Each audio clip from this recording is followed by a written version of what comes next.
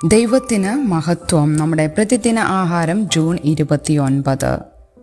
അപ്രതീക്ഷിത സ്ഥലങ്ങളിലെ സുവിശേഷം. പല ചുങ്കക്കാരും പാപികളും യേശുവിനോടും അവൻ്റെ ശിഷ്യന്മാരോടും കൂടെ പന്തിയിലിരുന്നു. മർക്കോസിൻ്റെ സുവിശേഷം 2-ാം അധ്യായം 15-ാം വാക്യം. സിനിമകളിലും ടിവിയിലും അനേകം പ്രാവശ്യം ഞാൻ കണ്ടിട്ടുള്ള ഒരു സ്ഥലത്ത് ഞാൻ ഈയിടെ എത്തി. കാലിഫോർണിയയിലെ ഹോളിവുഡിൽ. അവിടെ ലോസ് ആഞ്ചൽസിൻ്റെ താഴ്വരയിലെ എൻ്റെ ഹോട്ടൽ ജനാലയിലൂടെ ഞാൻ നോക്കുമ്പോൾ ആ പ്രസിദ്ധമായ മലഞ്ചെരുവിലെ ആ ഭീമാകാരമായ വെളുത്ത അക്ഷരങ്ങൾ അഭിമാനത്തോടെ തലയുയർത്തി നിന്നു. അപ്പോൾ ഞാൻ മറ്റൊരു കാര്യം ശ്രദ്ധിച്ചു. ഇടതുവശത്തെ ഒരു ഭീമാകാരമായ ക്രൂശ്. ഞാനത് സിനിമയിൽ കണ്ടിട്ടില്ല.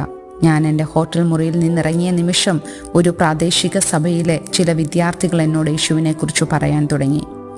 ദൈവരാജ്യത്തിൽ നിന്ന് തികച്ചും വ്യത്യസ്തമായി ലൗകികതയുടെ പ്രഭവ കേന്ദ്രം മാത്രമായി ഹോളിവുഡിനെ കുറിച്ച് നമ്മൾ ചിലപ്പോൾ ചിന്തിച്ചേക്കാം.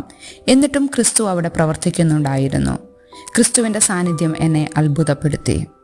യേശു എവിടെയാണ് പ്രത്യക്ഷപ്പെട്ടത് എന്ന് പരീശന്മാർ നിരന്തരം ആശ്ചര്യപ്പെട്ടു. അവർ പ്രതീക്ഷിച്ച ആളുകളുമായല്ല യേശു സഞ്ചരിച്ചത്. പകരം മർക്കോസ് 2-ാം അധ്യായം 13 മുതൽ 17 വരെയുള്ള വാക്യങ്ങളിൽ നമ്മോട് പറയുന്നു, അവൻ ചുങ്കക്കാരോടും പാപികളോടും കൂടെ സമയം ചിലവഴിച്ചു. പരീശന്മാർ അശുദ്ധർ എന്ന് വിളിക്കുന്ന ആളുകളായിരുന്നു അവർ. എങ്കിലും യേശുവിനെ ഏറ്റവും ആവശ്യമുള്ളവരുടെ കൂട്ടത്തിൽ യേശു ഉണ്ടായിരുന്നു.